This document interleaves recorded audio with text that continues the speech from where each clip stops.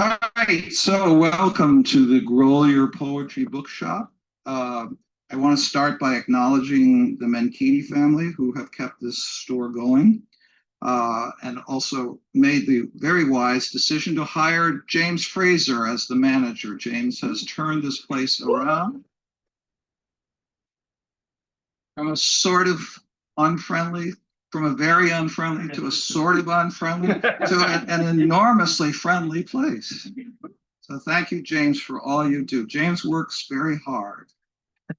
Okay, so there are three poets reading tonight, and they're going to read in alphabetical order: Krysten Hill, Heather Nelson, and Tom, with the greatest name in poetry, Snarksy. All very fine poets. I'm going to read my introduction to. Oh, here I'm doing exactly what I. We lost the page. Lost the page. It's always the last page. Okay, so I'm not doing bios, so if you want to know anything about their biography, you can look it up on their website. The speaker of Krysten Hill's poems often marshal powerful, biting words against white racism and male chauvinism. But one speaker ponders over their impact. Quote, "I worry poems are nothing against it. My mama said that if I became a poet or a teacher, I'd make nothing." In response to her mother's prediction, the speaker of the poem, "Nothing," contradicts. "But I've thrown words like rocks and hit something in a room when I aim for a window." Exposing the persistence of racism over generations and its impact, Hill proffers this unnerving narrative of bigoted arrogance and others' complicity. "When the white man shoves me so that he can get on the bus first, when he says I am nothing but fits it inside a word and no one stops him, I wear a bruise in the morning where he touched me before I was born."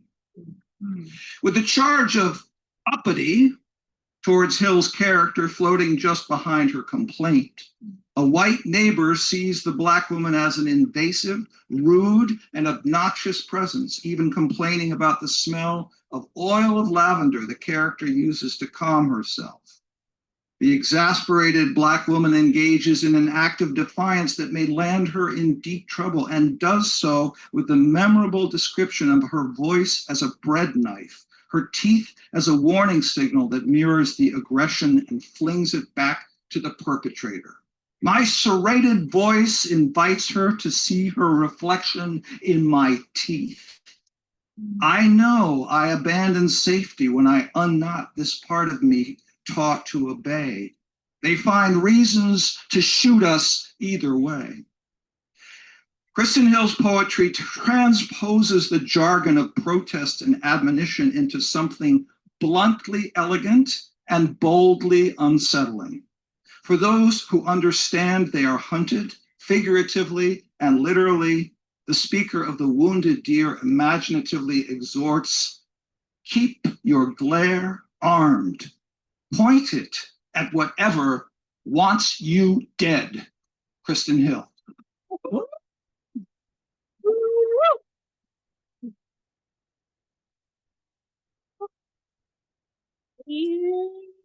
Oh man.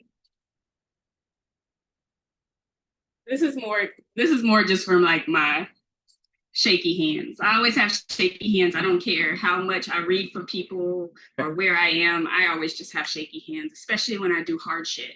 How are y'all doing today? Better now. I'm really happy to be here at the Grolier. And also that's my accent right there. There it is, from Kansas City.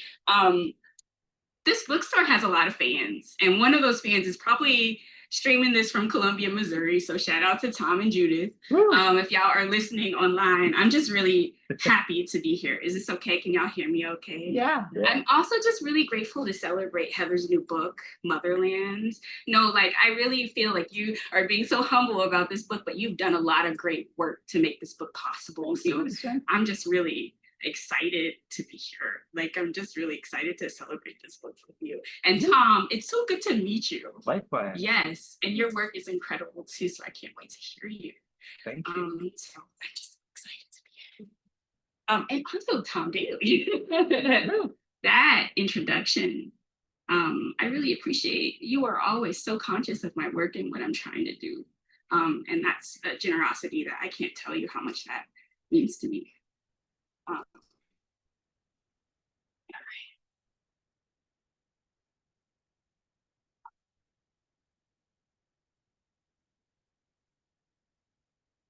Wasps. I should also say I'm like allergic to yellow jackets. I've been thinking about wood wasps also a lot because they're like coming up on my porch. I have a porch house. Wasps. Nesting under the front porch, make the floor sing under my feet. I know they could swell me shut, but I hold my palms to the door that separates us to feel their warning, not because I'm not afraid, but because I imagine a music box, winged bodies circling in their colony, eating deeper into a house my Black grandmother built for her children, making another heart on the other side of mine. Did you know wasp nests take the shape of the objects they claim, fill their gaps with dead fiber and spit into the places they were are swallowed in paper?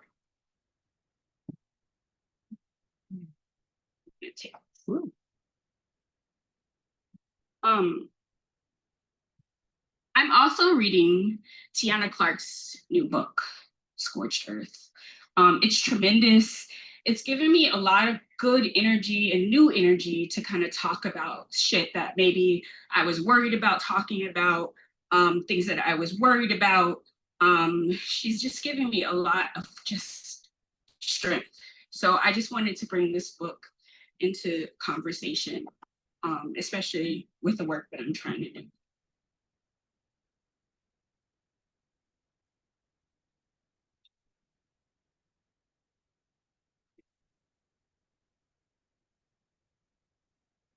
Women who go missing. 1,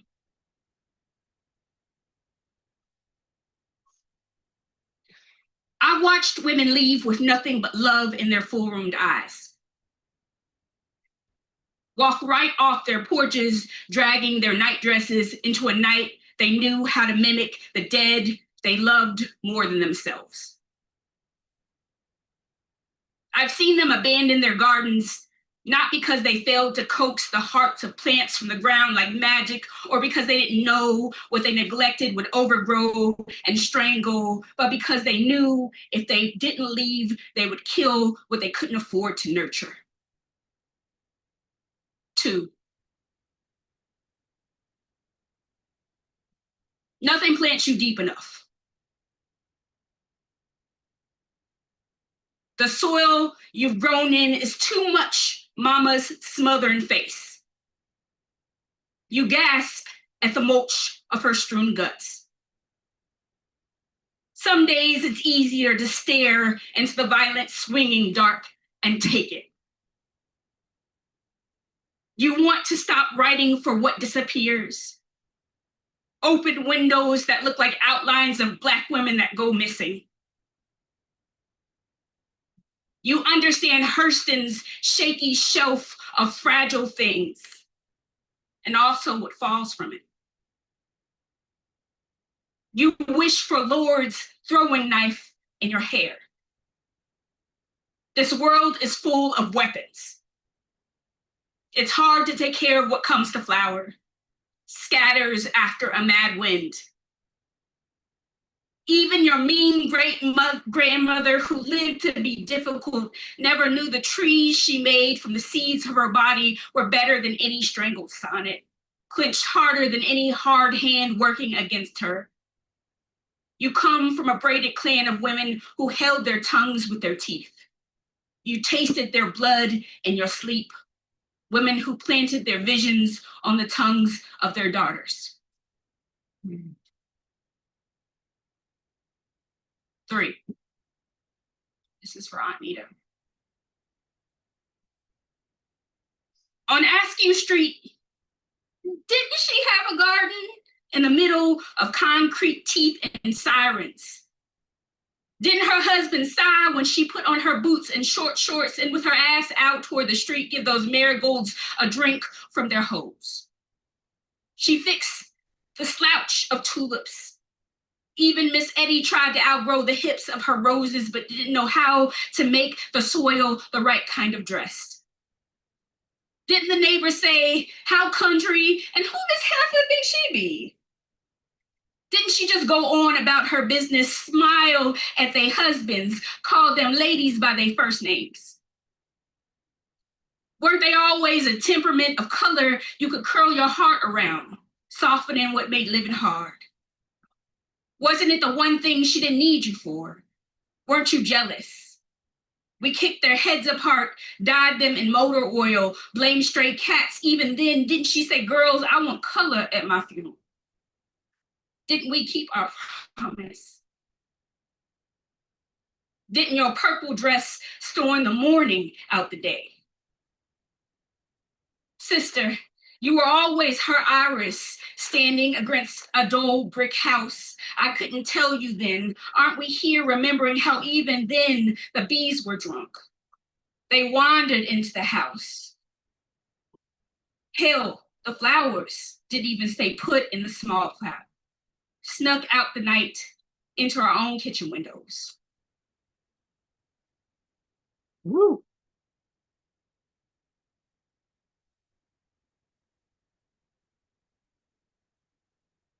The Wounded Deer, after Frida Kahlo and Morgan Parker.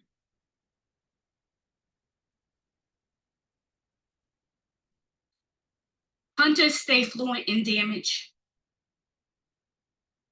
They stay hungry to rejoin sides. You stay half woman, half deer, tired from seeding the language of your blood on terrain. You stay stalked only this time in a clearing wearing arrows like a cricket smile up your back. Your body stay a holy book of suffering and other things they will take later. For now, drawn to your leaping heart because it stay exposed and don't trust the cover of brush with its dying. The last time a hunter asked you, do you want to die, bitch? You were on your way to something you loved. You said, fine, but I'll take you with me. What's left but to lift your resolve? Floated like a ghost that knows the wilderness like it was you in another life. When they stay after you, why are they mad when you sharpen like your mama's good kitchen knife? Let them be mad then. Keep your glare armed, pointed at whatever wants you dead.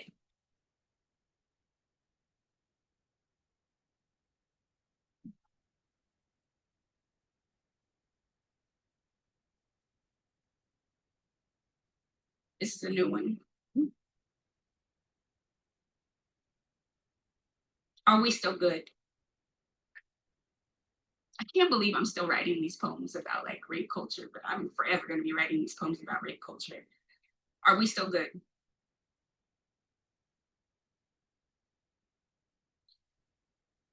According to officials, the animal does not appear to be seriously injured. Someone adds in the comments that obviously it was a joke. Calm down, liberals. Highlights the part of the article where the man's name was scraped onto the algae of its skin. From what they could see, nothing was truly threatened. The sea cow was probably too dumb to feel anything. I think of all the ways cruelty begins as a joke until it chooses to finish what it started. The friend I'd known for years didn't stop when I asked. I thought maybe he didn't hear me. Later, he told our mutual friends things just got out of hand. I thought she knew I was just playing. I remember when I was sure he heard me. I recognized it was my fear that made him smile so loud. Still, I attempt to explain the surprise. At least I didn't die there, I tell myself. Even here, I wrote that as the first line of this poem and buried it. He had work in the morning. offered to drive me home. I laughed at everything he said and tried not to let him see my hand shake when I took the gum he offered. He asked, "Are we still good?" I chewed, relieved I could do something with my mouth. I thanked him. I was so scared I didn't run.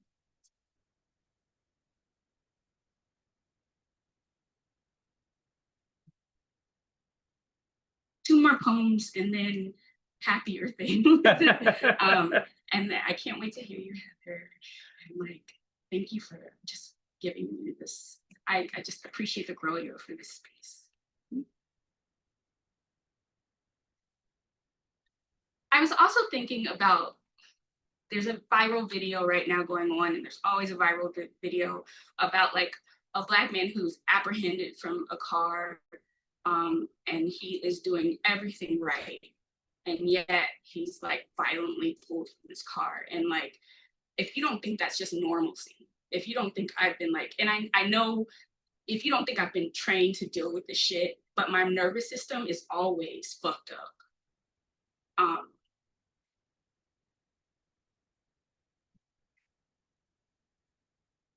A white neighbor says I owe her.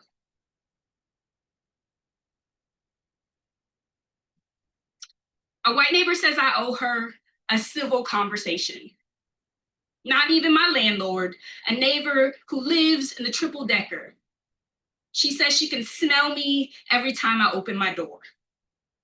I'm hard to approach. She prefers to discuss things with my partner, who is reasonable, polite, white. She's never had a problem with anyone.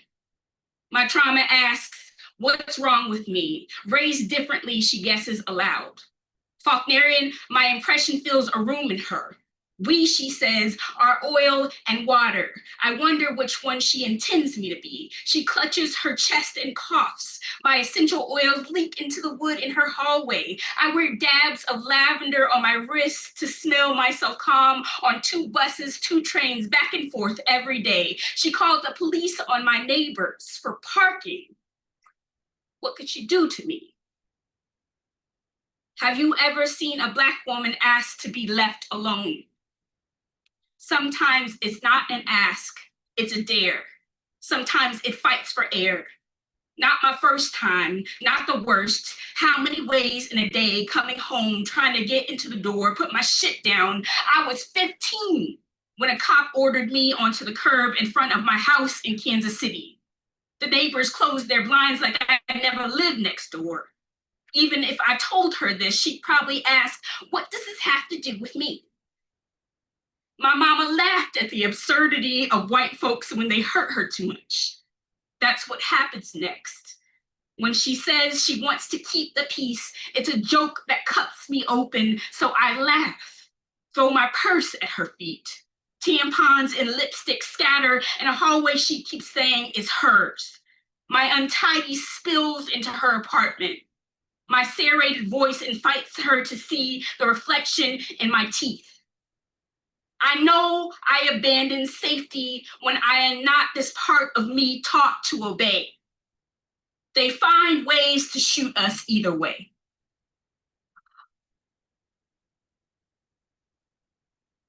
Sorry about that. Mike. Can y'all hear me okay? Yeah. I'm gonna end with one more hard poem. This is nothing. I'm gonna end with this. I'm a teacher. We talked about this before. Teaching is hard work, but like also being a student is really hard work. We don't really qualify like how much it is to show up and be dysregulated and still like need to learn. And sometimes without the resources we need to just be safe. I think about that a lot when students have a bad day. Does that make sense? Mm-hmm. I'm always asking them like how they are before I like set into where's your paper, right? Because I don't give a fuck about your paper. I do. But like in the grand scheme of things, I'm just happy that you're here and alive in my class. Especially right now. Nothing. I'll end with this poem, and then Heather, I'm excited to hear your work. Nothing. I ask a student how I can help her. Nothing is on her paper. It's been that way for 35 minutes. She has a headache. She asked to leave early. Maybe I asked the wrong question. I've always been dumb with questions. When I hurt, I too have a hard time accepting advice or gentleness. I owe for an education that hurt, and collectors call my dead mama's house. I do nothing about my unpaid bills as if that will help. I do nothing about the mold on my ceiling and it spreads. I do nothing about the cat's litter box and she pisses on my new bath mat. Nothing isn't an absence. Silence isn't nothing. I told a woman I loved her and she never talked to me again. I told my mama a man hurt me and her hard silence told me to keep my story to myself. Nothing is full of something, a mask that grows where you cut at it. I've lost 3 aunts when white doctors told them the thing they felt was nothing. The doctors told me that by the time my mama got to the hospital, there was already nothing they could do. Nothing could be done when it clawed at their breathing. I sat in different rooms while it killed them. I'm afraid when nothing keeps me in bed for days. I imagine what they become underground and I cry for them in my sleep where no one can see. Nothing is in my bedroom, but I smell my aunt's perfume and awake to my name called from nowhere. I've never looked into the sky and said it was empty. Maybe that's why I imagine a God up there to feel what seems unimaginable. Some days I want to live inside the wards more than my own Black body. When the white man shoves me so that he can get on the bus first. When he says I am nothing but fits it inside a word and no one stops him, I wear the bruise in the morning where he touched me before I was born. My mama's shame spreads inside me. I've heard her say there was nothing in a grocery store she could afford.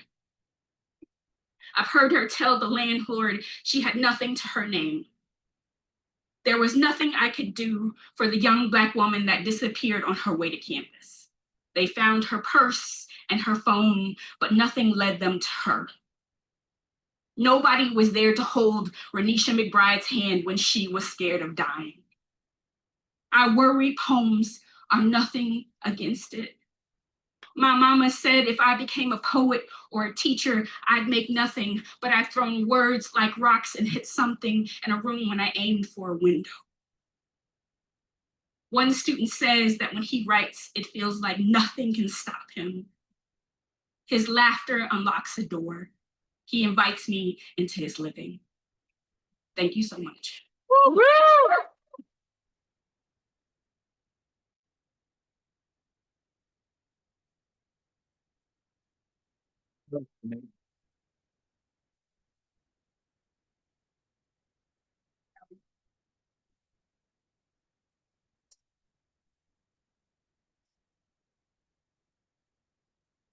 So there are 2 examples of nothing in literature that have meant a lot to me. One is Nothing Will Become of Nothing, which was from Lear. And the other is The End of the Snowman by Wallace Stevens. But not your poem, Nothing, is more like a huge sphere that keeps turning, and we keep seeing different dimensions of nothing, and punctures of nothing, and explosions of nothing, like a gas ball exploding with solar flares. Really amazing, amazing. Yeah. The other thing I want to say is I've been to a lot of readings at the Grolier, Tony B's including. Yes. But that was one of the most, if not the most wonderfully expressive and powerful readings I've heard. Yeah. That was amazing. So another round of applause for Krysten. And if for some reason you walk out of here without this book, it's only because it has sold out. Okay? Thank you, Krysten. All right, so Heather has a book, Motherland, which I've been reading in the last couple of days. Absolutely wonderful book. It's one of those books that every poem talks to every other poem. And that to me is something that not all collections of poetry do, and it's not a problem if it doesn't, but when it does it, and it does it well, it's really phenomenal. So don't forget to get this book. All right. I don't talk about biographies, but I just want to say that Heather Nelson has been in my workshops for many years. We're also in a book group together, which she recruited me to, and she's been a very good friend. So it's an honor to introduce her for many reasons. I've been bourgeois since 30, but I'm always hungry. Announces the mother speaker of Heather Nelson's satiric tour de force war poem. The dilemma of the privileged yet put upon housewife and sometimes educator boils down to this scalding thrust of irony. How can I be this well-fed and still angry? Yep. Mother then morphs into an Amazonian warrior. Bare-chested on horseback, I ride through my city, avenging all slights, no matter how petty. Oh, I like that. I know you do. Throughout Nelson's collection, Motherland, a beleaguered mother sliding into the menopausal 50s, speaks in sometimes indignant, sometimes compassionate, sometimes puzzled tones about losing the allure of her youth, about prospects for an affair, about the way in which maddening demands of her children as charges sometimes turns on a dime into an appreciation of their flourishing into companionable creatures.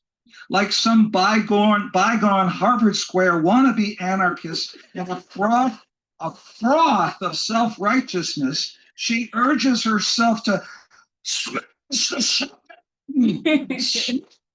providing, but then reminds herself that things aren't all that bad and ponders, but keep the power that comes with buying. Contemplating an escape from the impinging drudgeries of domesticity, the mother speculates on freedom, then assures herself that her family will take her in, no matter how prodigal she has been. But without boundaries, she concedes with wistfulness, there is no home. The poignant self-revelation courses like an underground creek almost everywhere in the urban landscape of the mother. Searching for a pair of scissors in her daughter's room while her daughter is away on a ballet intensive, she tells us the closet door stays open. To close it would be to hide something from myself. And the revelations come with a searing wit, a sardonic take on her yearning for her youth. In the poem, Blushing Hydrangeas mixes the pastoral Arcadia with pinball arcades. And the flirtatious neighbor in her Central Square Cambridge cul-de-sac is imagined as a strapping young shepherd, even if herself as nymph eventually gives way to the exigencies of age and time. Mouths open, blue blossoms wait for the bait, perhaps a country lad in a blouse of flax, lute hanging lax, eyes upcast. It's happening at last. Every throw is always the first. And I've lost the last line. That's it. You'll hear it again when I read it. By Heather Nelson.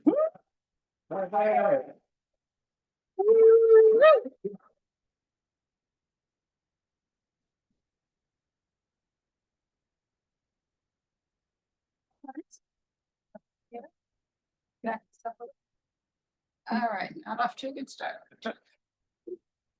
No, it's just a shift podium. It's just a very. Here I am. Ready? So many thank yous to say. Thank you to James and the Grolier for being open to having me here in the very beginning of my first poetry book. I'm thrilled and I appreciate it. Thanks to Tom for not only introducing me, but just being such a great friend and mentor to me over the years. Lots of poems have been in his workshop, also in Eric Hyatt's workshop. So people here know me well. So I feel like when I'm reading to friends and I'm reading in a familiar environment, but also, I hope that some of my poems speak to people who don't know me well and, either make you laugh or resonate. I know I have some friends online who are also watching, so I just feel really happy to be here and really supported by you all. So thank you so much. And I'll go hop on in. This book kind of covers a lot of years, so there's a lot of different parts of my thinking and feeling in here. So the first one, I think, came from one of Tom's workshops. We were studying Diane Seuss, and the name of the poem is Off-Brand Flower. Off-Brand flower. In the 90s, off-brand was our thing. That's how we like to live. That's why Kurt made Courtney turn the Lexus, keep the Volvo. We wanted to be boxy, but serviceable. Driving through Freeport, Maine, I won't stop. I'm that averse to LL Bean, skirting the styles I hope to avoid. Arriving back in Cambridge, a receiving line of rusty mums and purple pansies reminds me that I'm boxed in my very own brand. A little closer to the mic. Closer to the mic. Good advice. Okay, next one is kind of a teaching poem called Cold Valentine. February in Copley Square is concurrently loving, careless, and cruel. Morning serves beauty with disgust. Milky white clouds and plump pendulous dollops. Clotted cream and a turquoise soupy sky. Can't say my own words. A bag lunch will do for us teachers. To eat while walking in a brisk wind past a woman asking for more cash so that she can go to Starbucks. At the last bell, sun ignites the school doors. Red cellophane light on pudding stone. Candy wrappers blow around my sensible shoes. Men head home dutifully, carrying perfunctory flowers. There's a backup on the green lawn steps. Everyone's single file. Stepping around a man leaning on his elbow, eating a burger, coat hanging open, eyes blank. In an attempt at etiquette, I say, take care, smile stiff and false as I pass.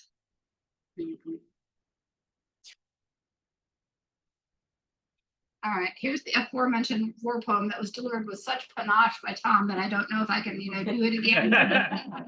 It was actually a poem. I was a little bit angry at my work, but I think I was angry at everything. So, war poem. My colonoscopy memoir, Behind the Brown Curtain. My immodest pride and obscurity, reminiscent of Putin. Putin's got issues too. Same shit writ large. Who comes first? Who's in charge? My little soldiers rise petulant every morning, demanding attention despite the warnings. How many heads need to go on a pike before they admit that I've always been right?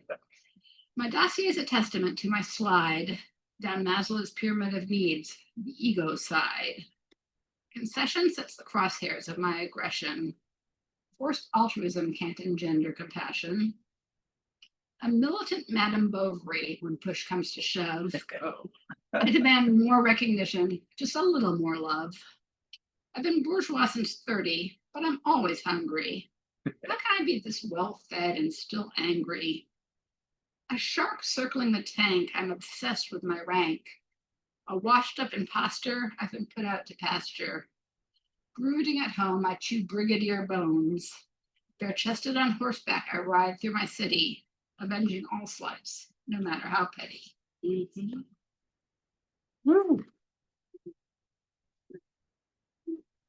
Oh, okay. This is the title poem, Motherland. I was actually reading an article about Stalingrad when I started reading it, but it's actually about me. Motherland. My grocery cart's overflowing, but resentment keeps me rolling down the aisles, composing my manifesto. We mothers should rally. First, we'll spill the organic milk, then we'll smash the seedless grapes. Why not smash the Whole Foods marketplace with its odious agreed upon doors? Smash the shopping, smash the providing, but keep the power that comes with buying. Keep the secret snacking and shrimp and aioli. I sit in the car, irresolute with my groceries as it grows dark. As far as the night is concerned, I can stay or go. It's indifferent. But without boundaries, there is no home. If I'm out too long, my family will wonder where I am. They will try to find me. They'll know that I want to be found. Motherly love is a form of Stockholm syndrome.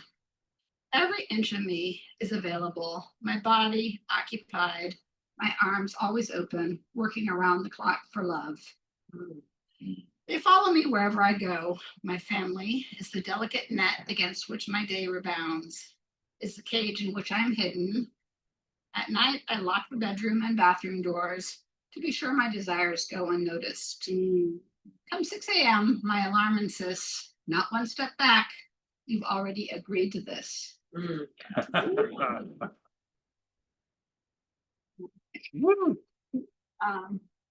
This one's about Sophia, my daughter, Larry's daughter too, when she was a little bit younger and she was away at what I called ballet camp, and she said it's ballet intensive, not ballet camp. Yes, this morning, the mirror over her dresser shows only leaf shadows and dappled light through the curtains covered with gray and blue birds. She's been away for a month and her room is untouched. I hesitate in the doorway, knowing that my sewing scissors are in there somewhere, under the half-empty bottles of papaya lotion and a pile of unmatched socks. The shaggy black pony on a blonde stick quips, "Hey, sexy lady," eyes me from his post in the corner. The gargantuan Easter rabbit from her Jewish grandfather leans back on the pillow, plumply complacent. Her closet door stays open. To close it would be to hide something from myself. Inside, I see a cluster of defunct point shoes, 10 pale pink ears hanging over the bar. On her wall are Renoir girls, flushed and gilt-framed, huddling together over their book. I leave without finding the scissors, without even looking for them. All right. Blushing hydrangeas. When I was the maiden in the ode, the arcade was indoors. Borders went further then. August gobbled up the plump clusters for youthful food. Today I linger in the arbor in the wide shade of grape leaves, tantalized by fruit dangled for other lips.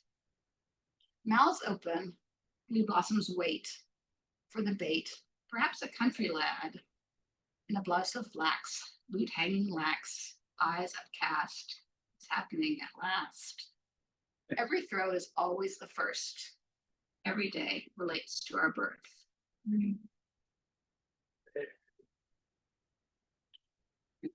It's from a long time ago, but it's about Fresh Pond, where you guys probably have walked around. Yes. Fresh Pond Fallen. I'm sharply reminded by 7 jays harping the golf course blues from the fronds of the willow that trees too have needs. Furthermore, bittersweet should not be allowed to climb so brilliantly high, taunting the earnest native gardener with the insouciant faces of mandarin orange, shining with menace. I tend to my hunger if it weren't always there. Its reminder jockeying for my attention with my husband's voice, thrown like a stone in the water. Denial takes practice. My eyes sip the cordial of berries left for cardinals, drain the plump green milkweed pods to the last draught, like absinthe. Yeah. When I was teaching high school, I was kind of obsessed with Sherman Alexie. So I wrote several poems to Sherman Alexie and having a little argument with him. So this is one of them called On the Lincoln Road. Channeling Alexie on the Lincoln Road, meadows flush with tiger lilies, I asked myself, what invisible hand shook the cloth of the land, scattering hummocks of corn and squash, tidying the pastoral table? Whose hand moves the pieces of this gropius game board, marshals Applejack centuries together to guard Thoreau's working retreat? Will our hands raise the edge of these patterned fields, releasing a noisy contest of the dissonant undead? I roll up the window, slide down the Lincoln Road on Fellini's fantastic flume. but not before I catch a glimpse of Sherman riding beside me on the dragon's tongue unfurled. This is an ekphrastic poem, but you would probably not know the painting unless you've been to our house. This guy, Richard Gardner, who used to hang out in Harvard Square in the 80s, painted this picture of two sisters he met at a party. So it's called Two Sisters. Kate and Eliza were two sisters well met, arch and iconic, late 80s vintage, a typical Richard acquisition. Richard kept shop when the square was still real, al fresco at Oban Pan. Shoulder to shoulder with the chess master, he sat mixing colors, a splash of Kelly green on a wide swath of ballpark mustard yellow. Kate's tresses are luxuriant, her expression skeptical. One plump purple eyebrow is permanently raised. Eliza smirks at my feminine conceits, thrust forward in the frame. You want some of this? The two sisters step down from their pedestal, bid farewell to the silent bride. Her gait was stationary, theirs dynamic, choosing to watch over us. These iron maidens are reminders, unavoidable but solicitous. We are remarkably successful squatters. They are our unswerving guardians, the Lady Golems of the block.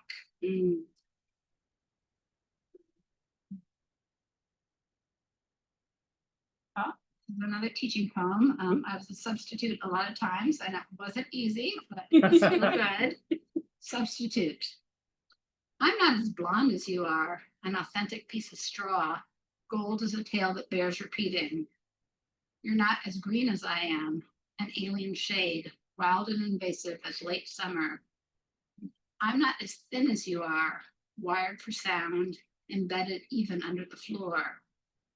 You're not as young as I am. My heat fills the room. We'll need to open a window. I'm not as attuned as you are. 4 minutes of my dissonance stumbles over your silence. You're not as desperate as I am. My earnestness unbearable, like a love-struck teen. I'm not as cool as you are. Pale with poise, unrehearsed, already graceful. You're not as hot as I am. Flush with exertion, flattened by love. I think we're at a 2-poem heads up. Let's see.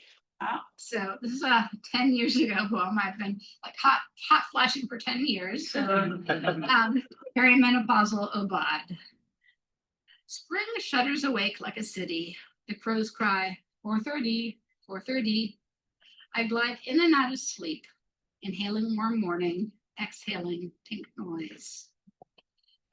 I fluff my pillow up and flip it over, releasing the cool night air. I lift my hair in one sheet, soothing the nape of my neck. Entombed as a pharaoh, I stare at the digital clock face projected on the ceiling. I don't have to get up to guess what's going on. The maple is scattering whirligigs. A skein of pollen is settling on my windshield. The street sweepers swish and flash. Soon I'll drive through Harvard Square playing Joni Mitchell. She'll sing Help Me, and I'll feel free as any co-ed. I'll drive right out of town. Gray hair blown back, windows rolled down. Woo.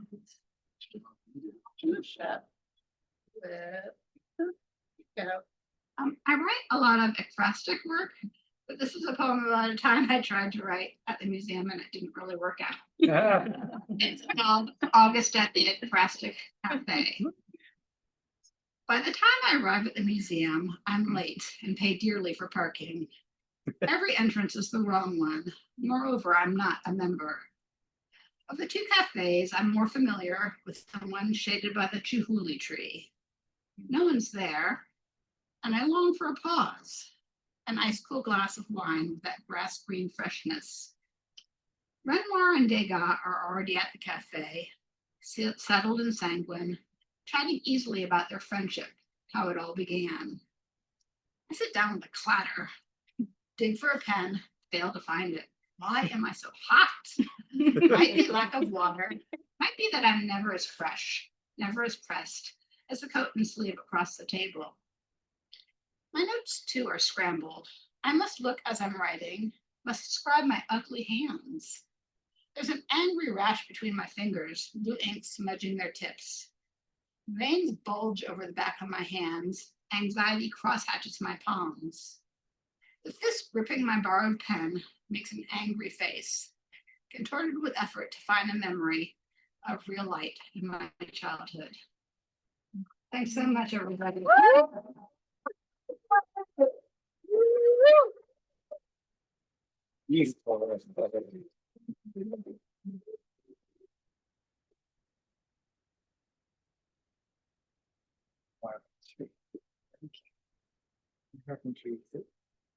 Oh, that's okay. Tabby. Oh, there it is. Sorry, this mic.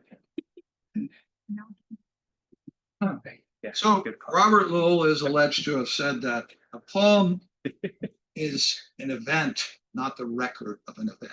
Mm. And I would say that this collection is an event, not the record of an event. And that reading of this book was an event, Yeah. not the record of an event. Mhm. So one of the things I'm going to think about now, when I always wake up as soon as it's remotely light. So lately it's been about 3:50. So when you talked about 4:30 in the morning and the crows, and what was the thing about I know what I could get up to, what if I got up I know it would be there, something Yeah, like yeah, that. the street cleaners. Yeah, I'm gonna have to that's gonna be my new mantra. So thank you for that wonderful reading. It's Yeah. great. And you do have to get this book, Yes. you really do. It's gonna be out of print pretty soon, so. All right. So I know Krysten and Heather from way back, but Tom Snarsky is a new person to be inspired by, and I find I got to read Light Up Swan. What the hell is that talking about? It's if you go to Walmart and you spend $18, you can get a pool swan that lights up. You spend $18, you get a cool swan that lights up. Okay, thank you. 108 pages of that. But anyway, this really is a wonderful book. It's full of brilliant ripostes and allusions and references. I've only read one poem from this book, but I'm going to actually quote from this extensively. So again, you got to get at least one of these books. So you got 3 books on your agenda. And a T-shirt while you're at it. And a coffee cup. You spend $100, you get a free T-shirt, right, James? So not the tip. What? And a tote bag? Not a coffee cup. Tom Snarsky is a poet who can move from self-deprecation to profound observation with the insouciance of an upstart 19th century French poet balancing a shot glass of absinthe on his knee while sawing away at a cello. With a sly nod to St. Paul, he avers in the poem, The Starfield Paintings, that I'm here to mail a letter. It will kill me, but I don't mind. I just assumed Corinthians were flowers. And then affirms, it is easy to forget that the stars have already solved the problem of the one and the many. In the day, there is one. At night, the many sing a work song carrying our oily night on their backs. Not since Randall Jarrell's hapless security guard in The Woman at the Washington Zoo has a civil servant's lament moved with such heady rapidity through a career as in the monologue of the water reclamation plant worker of Confusion Matrix. They taught me the sequence, raw to effluent, effluent to reclaimed. I paid into the state retirement system. My children saw the rain that recharged the groundwater. The wise and wiseacre poet assembles palpating catalogs that might wake the Walt Whitman of Song of Myself up and take notice. In A Letter from the Mountain, which is the title poem of the second book, or not his second. You've had many books, right? That's number 3. Number Yeah. 3, okay. No, That's a lot. That's a lot. that one's the Holy Spirit. Yeah. Winter is imagined as feeling sorry for itself. There are canvases on which a razor taught regret to oil. Climate change is wittily reduced to every fall has started owing summer time and a half for covering September. What aficionados of poetry worth their salt wouldn't sign up for a Friday night of Snarksky's William Blake karaoke? At the end of this breathtaking gamut, the poet is taking cues from our amphibious cousins. My prolonged study of frogs is out of hope. I'll learn from them just how to make a life defined by a surface. Be unafraid to breathe on either side.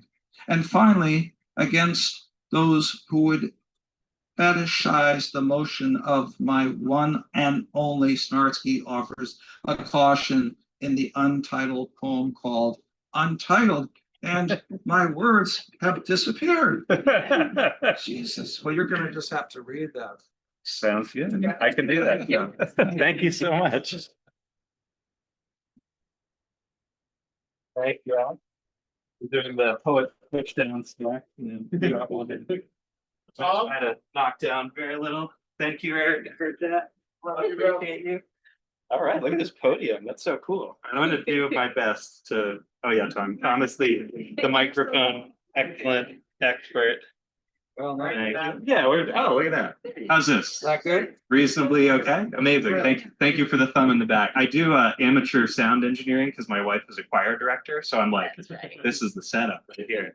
There's no board. I love it. I'm so here for it. I'm also starting the little stopwatch because, like, you know, the tyranny of linear time should get like a little credit because you all have homes to go to and lives to live. I'm gonna also have to borrow from Heather's, like, well, how do I follow Tom reading the poems? But I'm gonna try to do it anyway. But before I like even crack a book, thank you so much, Tom, for that beautiful introduction, and thank you, Krysten and Heather, for those readings. These were remarkable, and I want to repeat all the advertisements that Tom gave for all those beautiful books that can be picked up at places. And thank you so much, James, and everyone associated with the Grolier. I used to come here when I was like a college kid. I don't think the shelves were this high, but like I'm not actually sure. I was just maybe shorter. But I'm just glad that this place exists. It's been an absolute like oasis for a long time. And even though I live in Virginia now, coming back, it's like, you know, just stepped in, just about to order the big Korean yellow brick again, 10 years on. I'm going to start just by reading from, this is my first book. It's called Light Up Swan, like Tom said. It is named after the swan. It was going to be the cover, but the picture I took of it was so shitty that like the pixels were yay size. So I'm like, okay, this is my friend Joe. He took a beautiful picture of a wall in Toronto that's all the posters have been taken down. So these are the staples of the posters that once were. I'm going to read just the first poem from this book. Like Tom said, it's called The Starfield Paintings. I'm here to mail a letter. It will kill me, but I don't mind. I just assumed Corinthians were flowers. One kind of pain can hide another. Like in one starfield painting of the city, there are no stars at all because the light from below is too much. But in another starfield painting from a less lit place, that auditorium of tiny bright dots drowns out any light from below. It is easy to forget that the stars have already solved the problem of the one and the many. In the day, there is one, and at night, the many sing a work song carrying our oily night on their backs. I was so excited to read that poem that I like did everything out of order, because what I actually wanted to do to start things off, usually I try to read stuff by somebody else, because it's like fun to bring that in. It's cool that you brought Tiana's book in here. And so I want to read you A Letter from the Mountain, which we'll get to eventually, is a poem in 7 parts. And whenever I'm back in like Boston or Massachusetts, I think about all the poets who spent some time here. Like Spicer was in the Boston Public Library for a hot second. And my favorite Boston poet probably ever is John Wieners, who is somebody who, if you've never heard, yeah, we got some applause for John Wieners. I actually don't know if the Poetry Foundation website's going to load. So like everybody just pray for, yeah, all right, we got text. Amazing. Two bars produce text. I want to read just the last section from Wieners' poem. It's called A Poem for Painters. It's also in 7 sections. like A Letter from the Mountain is. So I borrowed that from him. But you should really listen to him read it because I won't do the Boston accent justice, and it's like the most beautiful accent in the world. All right, this is part 7 of A Poem for Painters. At last, I come to the last defense. My poems contain no wild beasties, no lady of the lake, music of the spheres, or organ chants. Yet by these lines I betray what little given me. One needs no defense. Only the score of a man's struggle to stay with what is his own, what lies within him to do, without which is nothing for him or those who hear him. And I come to this, knowing the waste, leaving the rest up to love and its twisted faces, my hands claw out at only to draw back from the blood already running there. Oh, come back, whatever heart you have left. It is my life you save. The poem is done. Too bad I didn't read that first, because how do you follow that ever at all? I'm going to read one of the other poems that Tom shared. This is my second book called Reclaimed Water. And it doesn't have a title poem per se, but I wrote this book when I was between jobs. I was a teacher for about 7 years, mostly in Malden over here as a special ed math teacher there. And then I taught for a year in Virginia. And I kind of had like a bit of a crisis there because I taught in like what by some metrics is like the wealthiest county in the US. And it was just a whole different ballgame. And I couldn't hack it. So I left teaching and I ended up getting another job. And there's a lot of job search poems because what else do, besides wait to get the call. But this is called Confusion Matrix. And it's a little bit about the water treatment plant near where we live, which the second you get there, what does it smell like? What do you think? Yeah. Chlorine. Yeah. Chlorine is the most generous possible word. Just look at you giving it to chlorine like that. All right. Chlorine doesn't even rhyme with it. Anyway, confusion maybe. I went to the water reclamation facility to ask if they had any jobs. It was a thunderous need to feel like I touched something that helped people live. They taught me the sequence: raw to effluent, effluent to reclaimed. I paid into the state retirement system. My children saw the rain that recharged the groundwater, and when I died, there was weeping and inexpensive cake. I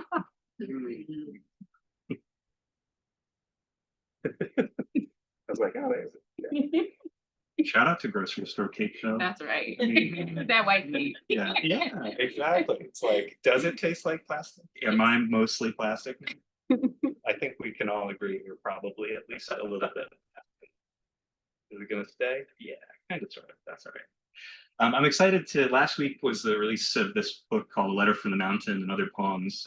It's the first book I've ever written that has a big old long poem in it. And we're not going to do the whole thing because that's wild, but we'll get there eventually. I actually want to start with a poem, like reading my own shitty handwriting, trying to figure out what page it's on. But now I know. Amazing. This poem is just called Poem. And yeah, I really like just like poems that are kind of written in conversation with like whatever you're reading in the particular moment. Like that's my favorite kind of shit. So this is a poem just called Poem, and let's see what happens with it. Money is the most boring thing in the world. Like breathing, it's annoying when you're forced to think about it, or it feels impossible somehow that you just continue regulating these flows or you die. I dug up a snail shell and it was impossible for my naked eye to tell if its inhabitant had died beforehand or if my shovel killed it, if I killed it with my shovel to be more precise. I feel a bit American writing this in the vanishing hours of the 4th of July, entering the great USA tradition of debating whether actions can be attributed to objects. Shovels don't kill snails, people do. Whether corporations can rightly be understood as people. My LLC was depressed and died by messy suicide, so their dependent only gets the money paid directly into their life insurance policy, nothing like the $1 million the coverage otherwise would have entitled them to. A little pasture of capital with a few goats to keep things trim and in milk. Honey, your body is floating down the river. Did you want to attach a mind?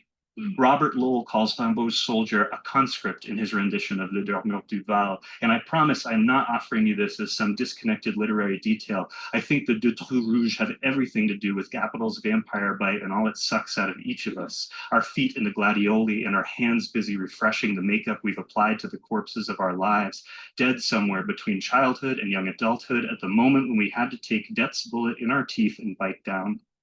From that point on, it's just uphill bleeding, or it feels impossible somehow that you just continue without knowing what your name means, without responding appropriately to all correspondence heretofore received. Thank you so much for your kind message. All the best. In 2016, the Bethlehem steel mill caught fire in, no way, Lackawanna, New York. All the reports say a fire broke out, but broke in feels more right. The air gone anhedonically into one big smoke cloud, which has become the norm now, no?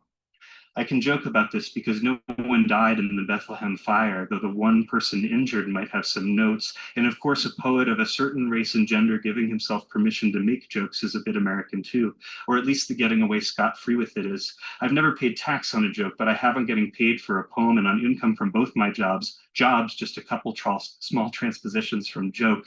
It's a theorem you prove somewhere in discrete math that any permutation can be paraphrased as a composition of transpositions. In other words, we can build up large derangements out of tiny ones, just switches really, like on a philosophy trolley. From these little decisions, all disorder is born. Earlier, I demurred from responding in a Twitter thread about what poetry books should do. I almost said my favorite poetry books are the ones that show the reader some rough waters, but also carry them through the building of a possibly quite provisional kind of craft from within which reader and poet alike can survive the roil, find Fiona's calm atop the surf rather than under the waves. I don't know. I didn't post it because it felt hokey or too metaphorical to be connected to the actual mechanics of a book. The air here is a century long, which is not very long for air. I still haven't checked Meet Air, the Ron Levinson book, for that poem Jordan mentioned about the swimmers. I should. I will. I fell off my horse and landed in the mud on the side of the King's Road to being a human person, and now you are looking at me or feeling for me. It feels like pity, or it feels impossible somehow that you just continue in your carriage on the dusty path into town that leads eventually to the palace. Grace Zabriskie giving you cryptic hints how to get there, but not the password you end up needing at the gate. The clue you set up for yourself a lifetime ago was meant as a little joke, a knowing nod, but you've forgotten the context, and all you have is an imminent need to get to the other side, like someone dying or a chicken in a different joke, one you get and could tell was coming. A shipping crate full of joke books on fire, but the discard reason is listed as water damage anyway, and the nearby sea air is filled with the laughter of ashes swimming off to Catalina. Thank you very much. All right. I'm going to read a little poem now called Espresso Powder. How many coffee addicts are here with us this evening? Amazing. Espresso powder? No. I don't think so either. So this poem is a little bit like being cheated. So I guess that makes sense. Espresso powder. I say, are you serious? And my phone Googles the angry thing I meant to say to the debt collector who has me on hold. I opened my heart to April and became a serious liar, full of dolls and music and more lateral mistakes than I'm used to making, 5 eggs in the from scratch dough. If you are invited to a party and do not know the host, what do you bring? Not Jesus, dripping with sirens. Not a lathe, even though you could offer to sharpen every knife in the house.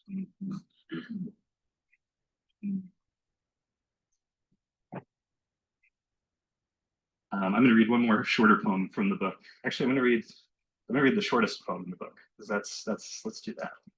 Didn't write down what page it's on, but I got lucky. Yeah, this is the shortest poem in the book. It's called Prose Poem. Another day in the ruinous world, eating peanut butter off a knife. Hey, peanut butter eaters. Yeah, knife optional, I should say. Yeah, not necessary. I'm going to read one more short poem. This is the first one after the big one, and then we'll go back to the big one and see how far we get. This is also just called Poem. The trick is not to care too much about fidelity. Let the lossy quality of the audio become another element in the composition, the understudy's voice quivering a little for the first 2 songs. It's been a long time since seeing a bear on the mountain. Once the beekeeper left, packed his bees up and brought them to someplace safer, electric light and a neighborhood watch. They did the opposite of all my loans and lost interest. I just want to, because this will be the last one that I read, and it might take a hot second. I want to say thank you again one more time for you being here, to the Grolier, to all these wonderful poets and introducers par excellence. This has just been a real privilege and a joy. And I'm going to end with, as much as my little linear timer says I should do, of A Letter from the Mountain, which is the title poem from this book. So it has a little epigraph from Wallace Stevens. It says, "He looked in a glass of the earth and thought he lived in it." A letter from the mountain.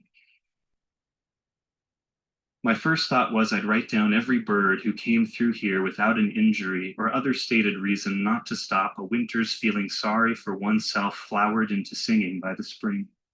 If a painter, cloven to ideas instead of color, wrote out detailed names for all her sketches, you'd probably see that work as separate from the main thing, canvases on which a razor taught regret to oil. As borer bees eventually destroy the barns or buildings they maneuver through en route to copulation or to death or both, I hope you can forgive me for the wet eyes and shaky hands I brought to our life, which would/could have been so much easier if I'd made choices or money differently or more often. Every fall has started owing summer time and a half for covering September. The pond is low and leafless into October. Some years you can still see Halloween koi. This great American inventor I know, he works at the local hardware store and is surrounded all day by broken lamps.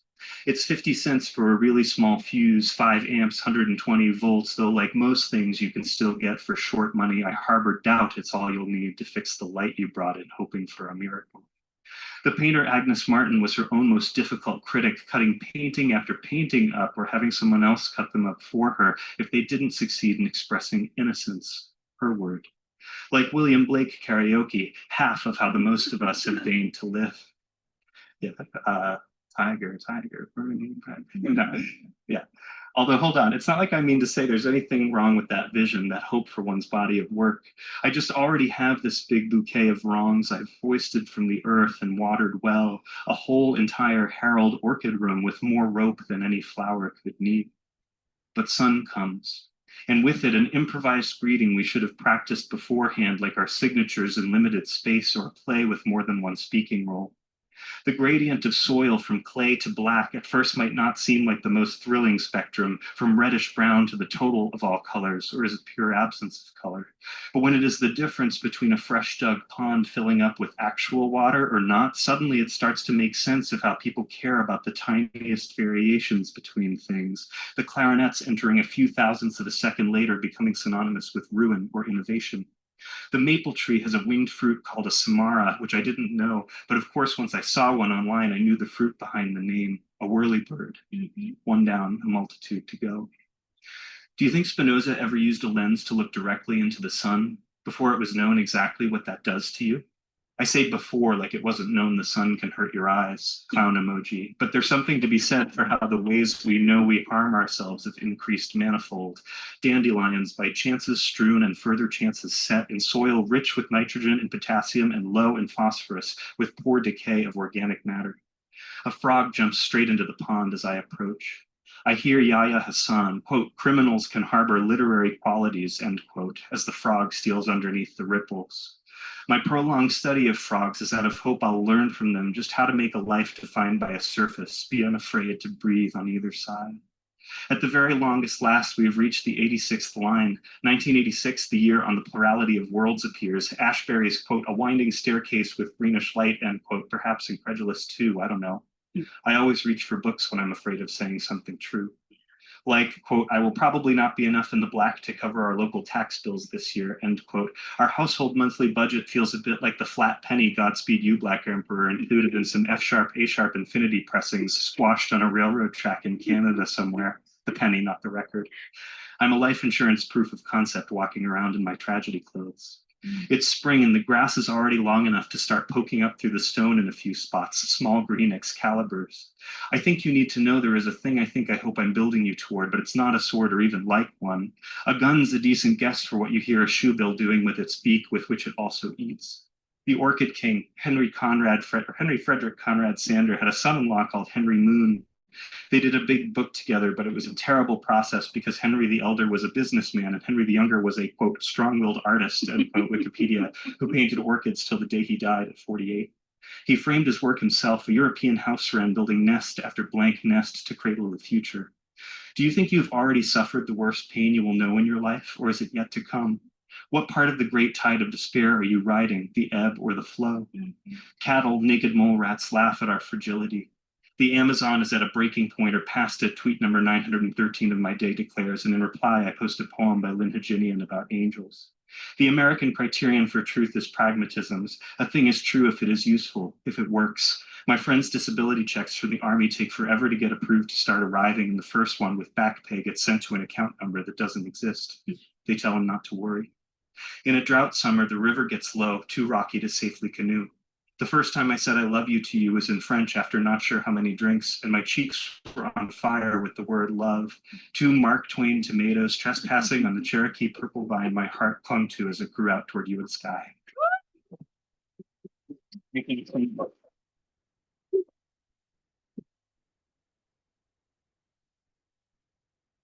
you. Not knocking anything or anyone. I'll get that. So Tom, if John Ashbery and Frank O'Hara could have had a child, you would have been the child. That's beautiful. That's a beautiful go. And I also, that last poem, the long poem that you read, which is the title poem of the, what's the, say it. Oh, a letter from the mountain of other poems. A letter from the mountain. Yeah, it's trying to leap away. So when you were reading that, I thought to myself, so James records these readings and he puts them up on the web. Nice. And so when that's up on the web, I'm going to listen to you reading that poem while I'm going to bed, while I'm going to sleep. And I'm going to think of this John Wiener's poem, which I'm going to read for you. Oh. Yeah. Because he's a favorite. It's called Reading in Bed. Reading in bed by evening light at the window where the wind blows. It's not enough to wake with morning as a child. The insistent urge of habit sounds to write a poem, to pore over one's past, recall ultimate orders one has since doubted in despair. Inner reality returns of water, of moonlight over water at Gloucester. As fine a harbor as the Adriatic, Charles said, before the big storm blew up to land ancient moorings, shard against sand. Ah, yes, the dream begins of lips pressed against yours, of auto rides, of waves, tides, auto rides into dawn where time pounds a mystery on the beach to no death out of reach. So thank you for bringing that. Yeah. All right. I want to make a public announcement, service announcement for our beloved Michael McCarthy, who works here on Saturdays. And Michael is, in addition to being a fantastic poet and a wonderful interviewer, he's also an amazing Irish fiddle player. And he has recently combined his poetry reading with his fiddle licks. And so he's going to be doing a whole show next Thursday, a week from tonight, at the Little Crepe Cafe, which is on Oxford Street in Cambridge.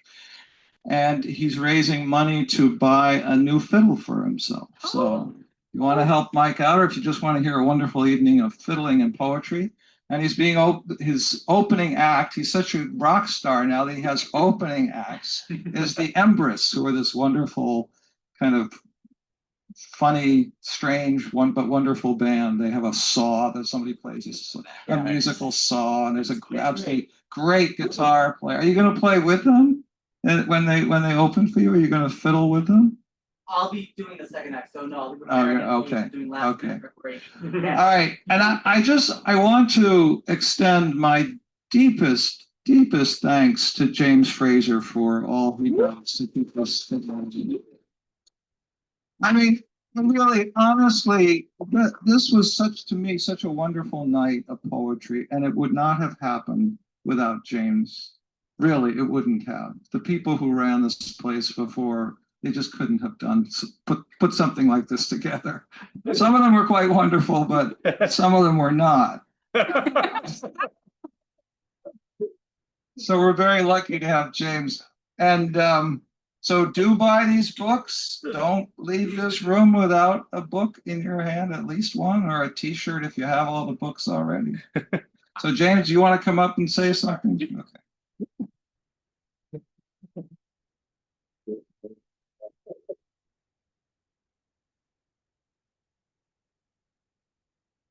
Well, thank you so much, dear Tom. Let's give Tom Daley a round of applause tonight for moderating and hosting this wonderful evening of poetry. Let's give the poets another round of applause for hosting the evening. Thanks to everyone on Zoom. Thank you to all of you. And thank you to the Grolier team back here. We're just the monks at the monastery. We're happy to be here. And if everyone here tonight could please put your chairs up against one of the walls. We have some books for sale. Poets will be signing books. Thank you very much.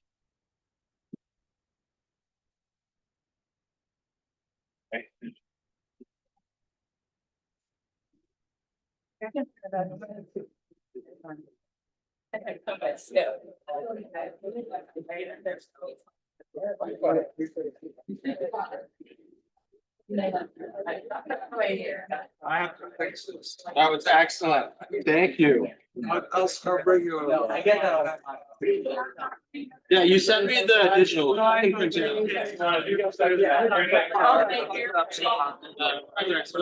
was great.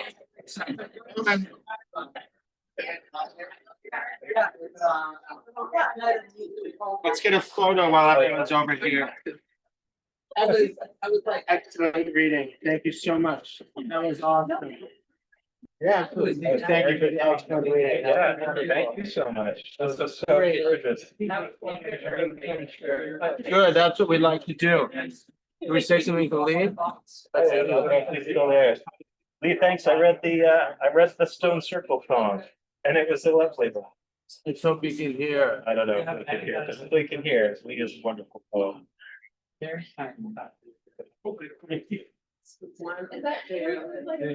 Very